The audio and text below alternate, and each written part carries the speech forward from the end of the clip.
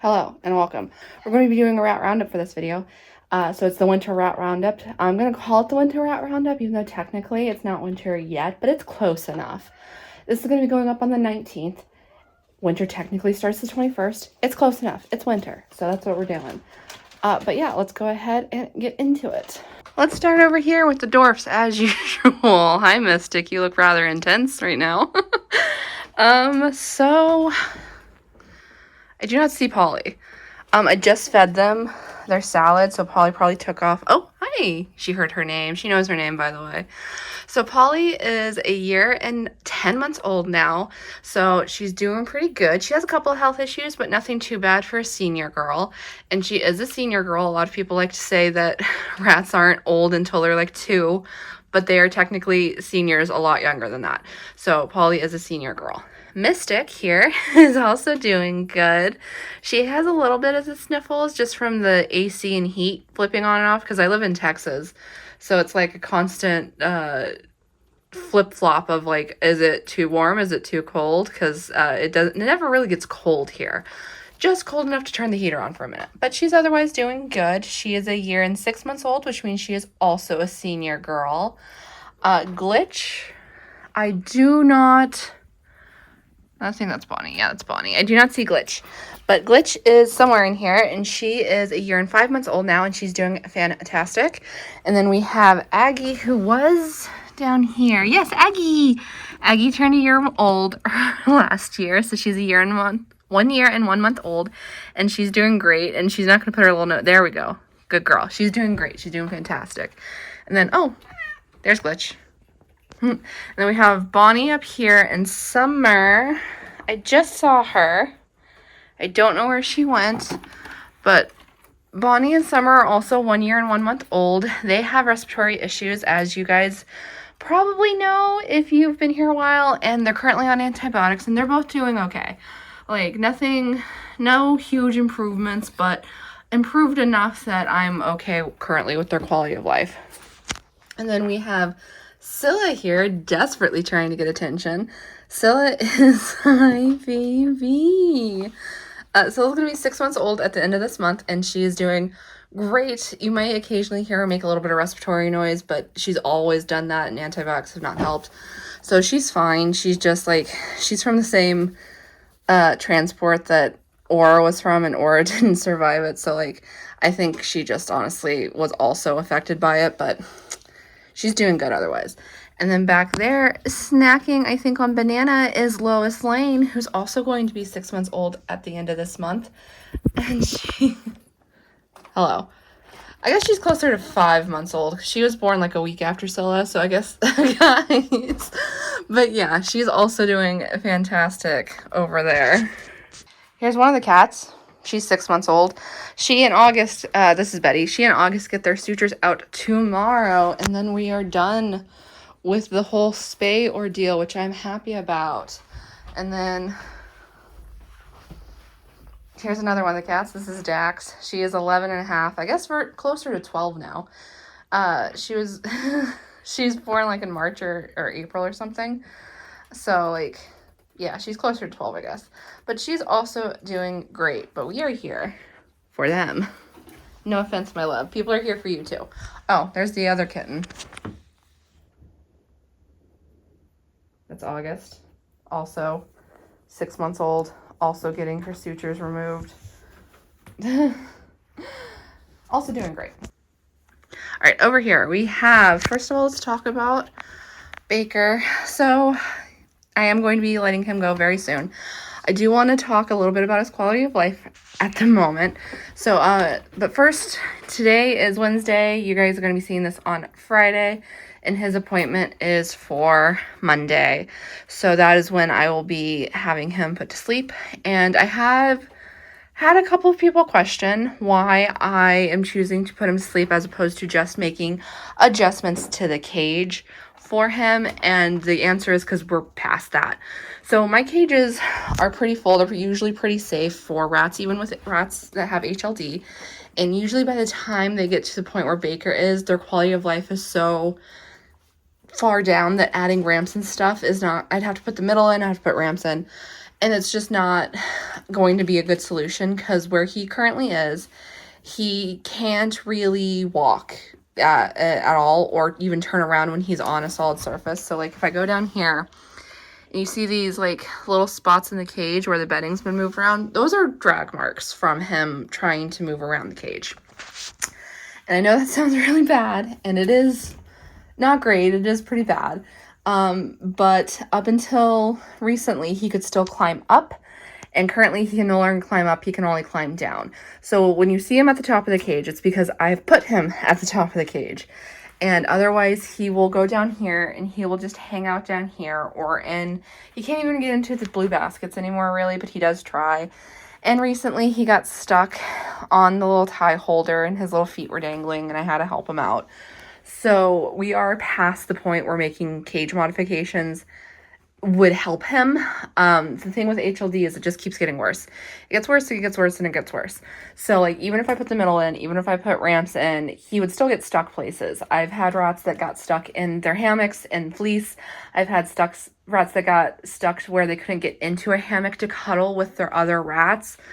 So like it does become a question of like what quality of life is, even if I were to do that. And unfortunately his is still not great, even if I did put in stuff. And there is the debate on whether or not having to make those kinds of cage adjustments fixes their quality of life, because they can't rat still. They still can't climb. They still have trouble doing their normal stuff. I can make arguments for it. I can make arguments against it. But in the case of Baker, he is past the point where ramps would help, because like while they might help him get around, the question is he happy? And the answer is I don't think he is. He's also having a lot of trouble putting weight on. I am like constantly trying to feed him extras. I'm constantly moving him to where the food is. I'm constantly putting food in front of him, and he has still lost. I'd say he's at least 50 grams underweight, probably 60. And it's like, it's just not good. So that is why I'm choosing to euthanize Baker. So he will be gone very soon. He did really well. You know, I got him when he was an adult rat, and I had him for 2 years.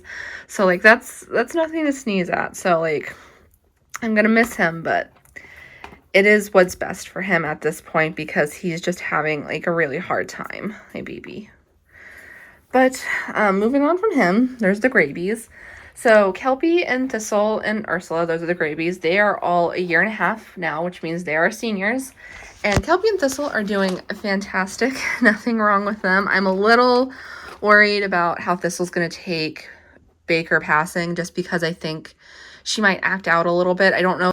In general, rats handle their companions passing better than people worry about. They can get sad. They can get depressed. They can be affected by it. But they typically do mourn and then move on, because animals are just more practical like that than people are.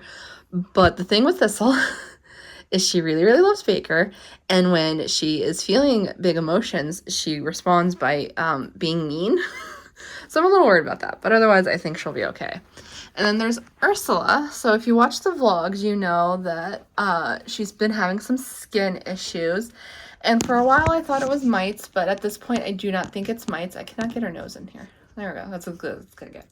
I do not think it's mites anymore. I think she's having an allergic reaction to something.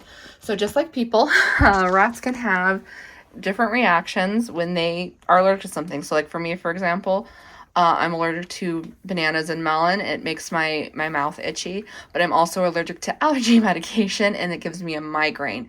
And the same thing happens when I have eggs where the yolk's not cooked all the way through, is I get a migraine. So with Ursula, I suspect that her skin condition is from an allergy problem. So I have made a new mix. They'll be getting it in a few days, just once the old mix is done through. And I will be monitoring her skin to see how that helps her. Hopefully it helps her quite a bit. You're so beautiful. Look at you, gorgeous baby. And hopefully that'll help her skin clear up. And obviously I'll let you know for the spring Rat Roundup, or in the vlogs if you watch the vlogs. Not everyone watches both, which is fine. But yeah, I'll keep you guys updated on that. Now, Junimo and Joja. There's Joja. I do not see my Junie girl. Yeah, Junimo's somewhere in there. She's probably eating bananas. She might be in the box. But anyway, so they're both doing pretty good. So Junimo and Jojo are now 2 years and 1 month old, and they are pretty healthy, honestly, for their age. They are seniors, obviously. Jojo, no problems, other than her weight. There's no problems with Jojo. Junimo, my poor Junie girl, she gets just like everything that goes wrong with her. She doesn't have any respiratory issues, which is good, but she does have her teeth problems. She needs her teeth trimmed very regularly. And she just got them done about a week ago, but because she's been on antibiotics, which I'll get into in a second, I've been getting a good look at her teeth daily because she won't take her antibiotics with baby food, so I have to syringe her. And her teeth started to get uneven on day like 3 or 4 after her teeth trim. So like that's pretty severe malocclusion in my opinion. I've only had the one rat with malocclusion, but it's like some rats just get it worse than others, and honestly hers isn't that bad because she just needs them trimmed every 3-ish weeks because that's when they get like severe enough to start affecting her eating. The last time I had to go a little longer because the vet didn't have anything available. And this time I think the same thing's going to happen because it's going to be New Year's week, which means the vet's probably going to be closed both New Year's Eve and New Year's Day, which means that their appointments are going to be booked a little bit faster. So, yeah, there's that. But she's doing good otherwise. Now on to the antibiotics. She was on antibiotics because she had what I was hoping was a UTI, because her symptoms presented were bleeding from the vagina. And the thing with that with female rats is I've had that happen a lot. I've had a lot of female rats. And I'd say about half the time it's a UTI and can be taken care of with antibiotics, and half the time it's something way worse and it either ends up taking the rat's life or needing to be an emergency spay. So with Junimo, she's very tiny. She has a lot of health issues. I don't even know if they could have made an incision big enough to get to her uterus because she's so tiny. But yeah, I was hoping that it was a UTI, and I think it was. I think it was a stubborn UTI, but I haven't seen any bleeding for about a week and a half, and tonight is her last dose of antibiotics because we just wanted to make sure it was knocked out because it would be a very bad situation if it was not a UTI. So she's doing good, thankfully. And yeah, they're both doing good. These are probably, weirdly enough, Jojo is one of my healthiest dwarfs, even though she is very chunky. So, you know, that's just how it goes, I guess. And now this group. So, hi babies. They all want a treat immediately. You're not getting one. It's not happening. So let's start with Suitor. Suitor is 2.5 years old, and I was a little concerned about her just because she started having some like funny behavioral issues, not like aggression, just like not all there kind of. But I put her on antibiotics and she does seem to have started acting more normal. So there's that. Lamb is probably, yeah, Lamb's in the green hide back there. She's also 2.5. Her mobility is starting to go, you know, she has HLD, but otherwise she is doing great. And then we have the quad, which is Gummy, Irving, Snail, and Blooper, and they are 10 months old, and they are also all doing fantastic. So that's this group. That's a really quick one, but everyone here is pretty much just doing fine, even though some of them are really old. But let me see if I can find my last cat for you. Here she is. This is Jinx. And if you've been watching the vlogs, you know that Jinx had a pretty bad health scare recently, but she's doing fantastic now. She's back to normal. Her hair's growing in, and she's gained her weight back. She is deaf, which is why I'm talking to her, and she's not waking up. But isn't she just the happiest little baby? Look at her. Look at her. But yeah, she's doing fantastic. She's 13 years old, so she's pretty old for a cat. The average lifespan of a cat is 13 to 15 years, even though they can live to like 20. So, like, she's old, but she's so happy. Look at her. She's completely back to normal, and that makes me super duper happy. So we'll just look at Kelpie for the rest of it. So yeah, this was the winter rat roundup, and I hope you enjoyed that video. If you did, you know what to do, all the fun stuff down below, and I'll see you in the next one. Goodbye!